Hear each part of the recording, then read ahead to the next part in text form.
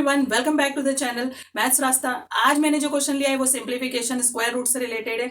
आप ऐसे क्वेश्चन अगर एग्जामिनेशन में देखते हैं तो आपको ऐसा लगता है हम इसको कैसे सॉल्व करेंगे, बट मैं आपको बताऊंगी कि ऐसे क्वेश्चंस को कैसे एग्जामिनेशन में सॉल्व करना है। और डेली में भी अगर आप इन क्वेश्चंस को प्रैक्टिस करते हैं तो आपके लिए एग्जामिनेशन अप्रोच बहुत ईजी हो जाएगा। तो यहाँ पर जो मेरा क्वेश्चन है यहाँ पे सिंप्लीफाई करना है under root 216 minus 5 root 6 plus 294 जो भी स्क्वायर रूट में है minus 3 divided by under root 6। तो अब ऐसे क्वेश्चंस में आपको सबसे पहले ये सर्च करना है कि कहीं ना कहीं कुछ ना कुछ हिंट ऐसा होगा, उसको आप अगर थोड़ा ध्यान से देखेंगे तो आपको पता चल जाएगा कि यहाँ पर हमें कहाँ से स्टार्ट करना है या क्या नंबर है जो हमारी हेल्प करेगा इन स्क्वायर रूट्स को सॉल्व करने में।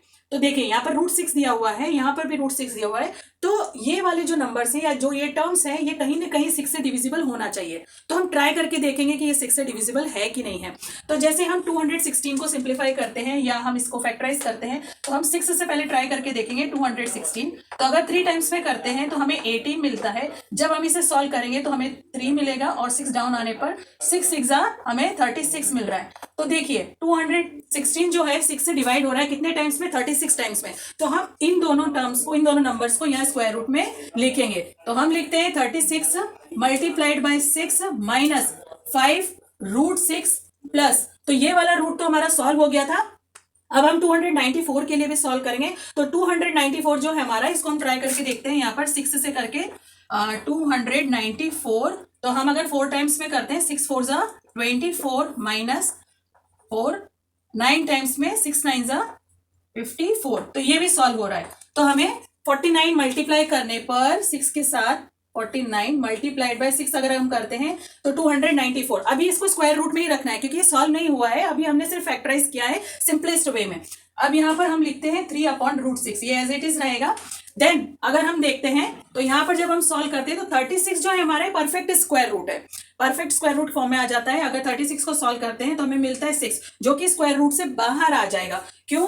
क्योंकि अगर 36 का सिंप्लीफिकेशन लगाने जाते हैं तो ये स्क्वायर रूट में जब रहता है तो ये होता है 6 मल्टीप्लाई 6, और हमें पता है स्क्वायर रूट में जब भी नंबर्स रहते हैं उसका पेयर होता है तो उसमें से वो नंबर बाहर आ जाता है। जबकि ये वाला जो 6 है ये स्क्वायर रूट में ही रहेगा। देन आ जाते हैं नेक्स्ट टर्म में 5 रूट 6 प्लस ऐसे 49 परफेक्ट स्क्वायर रूट कर लेगा तो हमें मिलेगा 7 root 6 minus 3 upon root 6। Okay, now अब आप देख सकते हैं कि यहाँ पर फर्स्ट टर्म में भी स्क्वायर रूट में 6 आ गया, यहाँ पर भी 6 स्क्वायर रूट में आ गया है, यहाँ पर भी। तो अगर हम इन तीनों टर्म्स को देखें तो हम इसमें से स्क्वायर रूट में 6 बाहर निकाल सकते हैं कॉमनली। तो क्या बच जाएगा हमारे पास ब्रैकेट में 6 माइनस 5 प्लस 7, और रूट 6 कॉमनली हमने बाहर निकाल लिया। इस टर्म पे अभी हम काम करेंगे। देन अगर 6 माइनस 5 करते 1 और 7 को ऐड करेंगे तो हमें मिलेगा 8 root 6 minus 3 divided by root 6। अब ये रूट 6 जो है इसको भी हमें रैशनलाइज करना पड़ेगा। अगर हम इसे रैशनलाइज करने के लिए जाते हैं तो हम क्या करते हैं, दोनों टर्म्स को, न्यूमरेटर डिनोमिनेटर दोनों को ही 6 से मल्टीप्लाई करते हैं। तो हम यहाँ पर करते हैं 3 divided by root 6 into root 6। क्यों ऐसा करते हैं? क्योंकि उसी से रूट हमारा कैंसिल होता है। तो हमारे पास ऊपर में 3 रूट 6 आएगा और डिनोमिनेटर में रूट 6 इंटू रूट 6। देखिए यहाँ पर जैसा था तो 6 बाहर आ गया था ना, तो यहाँ पर भी 6 हमारा आ जाएगा बाहर। ओके, नाउ यहाँ पर छोड़ना नहीं है क्योंकि 3 और 6 कैंसिल हो रहे हैं यहाँ पर। तो हम करेंगे 3 1 3, 3 2 6, तो हमें मिलेगा 1/2 रूट 6। ओके, वो हम यहाँ पर लिखेंगे। तो अब हम लिख लेते हैं 8 रूट 6 माइनस, अब ये वाला लिखेंगे हम 1 रूट 6। आप 1 लिखे ना लिखे कोई दिक्कत की बात नहीं है क्योंकि यहाँ पर ये हेल्प करेगा आपको समझने में, इसीलिए मैंने यहाँ पर 1 लिख रखा है ना। ये हमारा किस फॉर्म में आ गया है? क्योंकि यहाँ पर 1 है, ये फ्रैक्शनल फॉर्म में आ गया है तो हमें एलसीएम लेना पड़ेगा। तो हम इसको एलसीएम लेते हैं तो 8 और 2 मल्टीप्लाई होंगे तो 8 2 16 root 6 minus 1 root 6 divided by 2। यहाँ पे 1 मैंने रीजन के कारण लिखा है, किसी कारण से।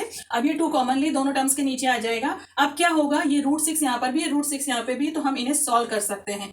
16 जो है ये 1 से सब्ट्रैक्ट होगा तो हमें मिलेगा 15 और रूट 6 कॉमनली आ जाएगा क्योंकि यहाँ पर भी हमने रूट 6 कॉमन लिया था ना। इसी तरीके से रूट 6 यहाँ पर आ जाएगा और डिनोमिनेटर में 2 आ जाएगा। 15 और 2 कैंसिल नहीं होते, तो इसीलिए फाइनल 1 टर्म में जो हमारा आंसर आया है वो है 15 रूट 6 डिवाइडेड बाय 2।